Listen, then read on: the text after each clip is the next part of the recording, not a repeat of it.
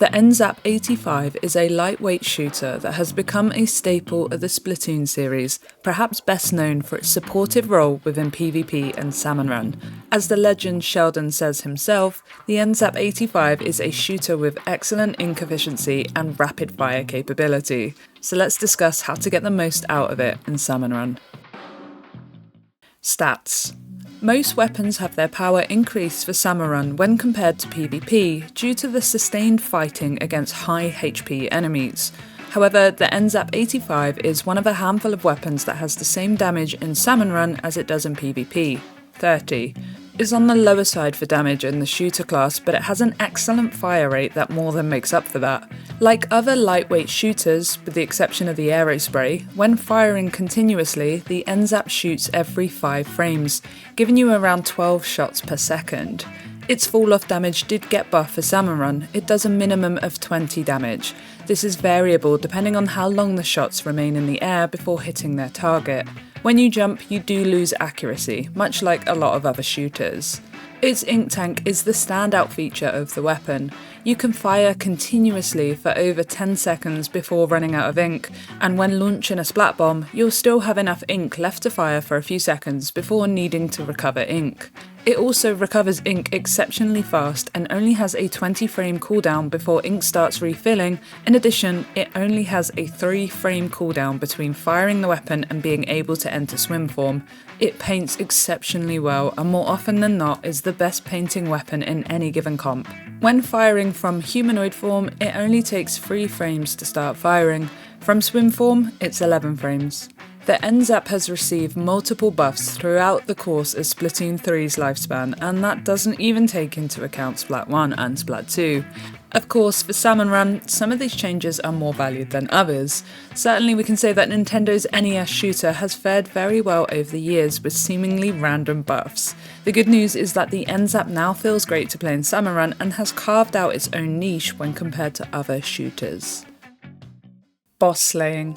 Like other lightweight fast shooters, you'll face little struggles against all enemies, with the only exception being perhaps the lack of overall damage the weapon has.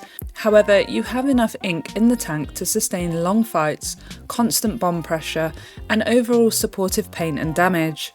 Steelheads, drizzlers, scrappers, steel eels, and slamming lids are all manageable for the N-Zap, usually being able to one-cycle them and take care of them independently. Moors and flipper floppers are also no issue, due in part to the weapon's great ink tank. The N-Zap is also very efficient with static management, and it's key here to think about whether you'll likely be the best weapon in a comp to manage bosses like stingers, flyfish, and fish sticks. Big shots may pose more issues, due in part to their high HP and the weapon not having any AoE damage or piercing. You may want to deploy specials if you're on your own, but I'd recommend going to them with a teammate with a stronger weapon and helping to support them. Lessers are annoying for any weapon that doesn't have the ability to pierce or have any AoE spread. But like mentioned before, the fire rate of the N-Zap is exceptional, so as long as you don't dive headfirst into a rowdy group of chum, you should be able to manage crowds of them, maintaining distance as needed.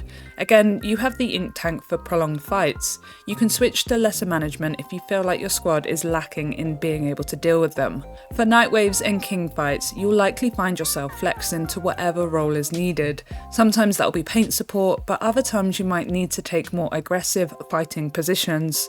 For rush and grillers, I often find I'm best suited to filtering, managing small fry, running for far eggs, and covering for my teammates if they need to recover ink or charge their weapons. For the kings, it's all of the above, but this time you need to throw eggs for damage. Do whatever you think is needed here, but don't forget to shoot at the kings whenever you have the chance.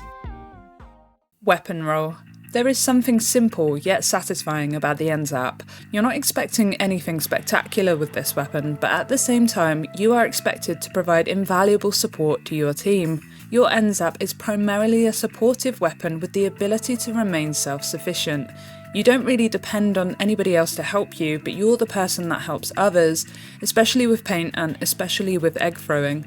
I've spoken about this with other weapons, but attributes like paint and egg throwing and even assisting with boss slaying doesn't get the recognition that it deserves, so you'll likely find people saying that the N-Zap is just a basic shooter that doesn't quite damage enemies as much as it should, and they don't think about the other reasons that it's valuable within a team.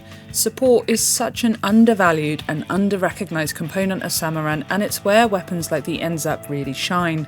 To add to all of this, the N-Zap is a lightweight weapon, so not only do you have its great support, you're also so much faster than most other weapons in the game. You can move around maps exceptionally quickly, incorporating main and sub-strafing into your movement. You can start and end fights quickly, as there is basically no end lag with this weapon, so there is no reason for you to not be using this weapon as much as you can. And that means if you're not constantly painting, or constantly engaging in fights, or constantly throwing eggs back to basket, then you've got to ask yourself, are you really being as supportive as you could be? Much like other fast shooters, you have the ability to flex roles and adapt when needed, and it's also important to recognise this powerful role you have. Shooters like the N-Zap are safe, reliable, and very easy to use, which can't be said for every weapon in the game. There is no tech to this weapon, you just paint and shoot. So if you see your teammates struggling with paint or pacing, or you think that they need some firepower to support them, then that's what you need to do. This also takes into account picking up a Slayer role. You won't struggle with any bosses, so you can quickly adapt to that role and take over the primary slaying should you feel like it's needed. And so this is how I often play the N-Zap myself, in a supportive way, but one that always focuses on what my teammates need. I hope this video helps you appreciate the N-Zap 85 a little bit more. I'll catch you guys soon.